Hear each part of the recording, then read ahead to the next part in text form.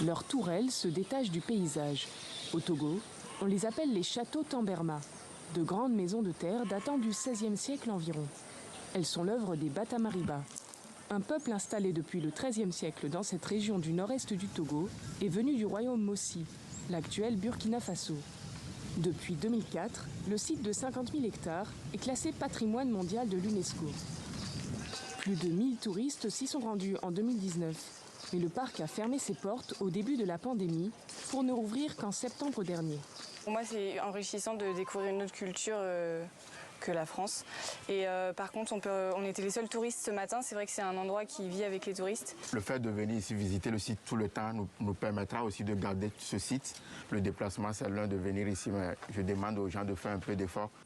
Mais pour rester patrimoine de l'humanité, le défi quotidien, c'est la conservation de ces grandes maisons appelées Sikiens, Takienta et surnommées Tata. Luc Npo, enseignant à la retraite, est l'un des rares habitants de la région qui réussit à rénover la Takienta tous les ans.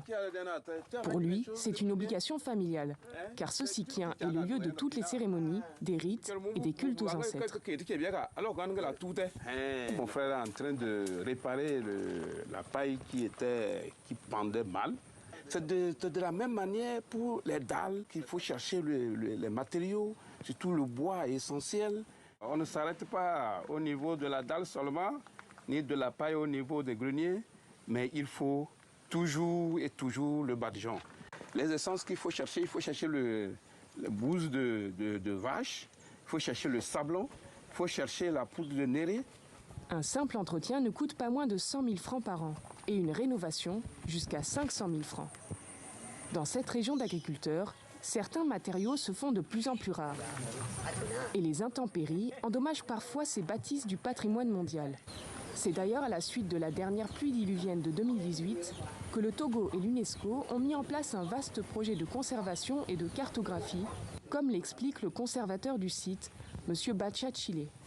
Il y a eu un projet titré « Améliorer l'état de conservation du site Koutamakou ». C'est un projet financé par le fonds norvégien et piloté par l'École du patrimoine africain en collaboration avec l'État du Togo. Et il y a aussi le cratère, le centre de construction de logements en terre.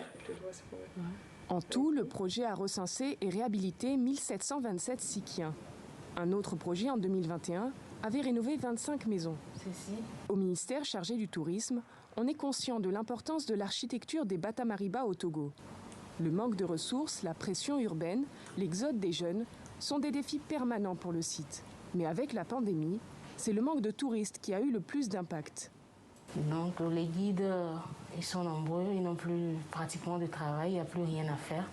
Il n'y a plus de visites, il n'y a plus de recettes. Les petites activités autour du site, comme la vente des objets d'art, les prestations culturelles ont carrément baissé sur le site et ça a un fort impact.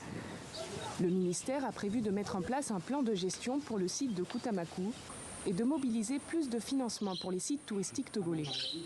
Dans l'espoir de conserver les châteaux de Tamberma, l'un des symboles majeurs du Togo.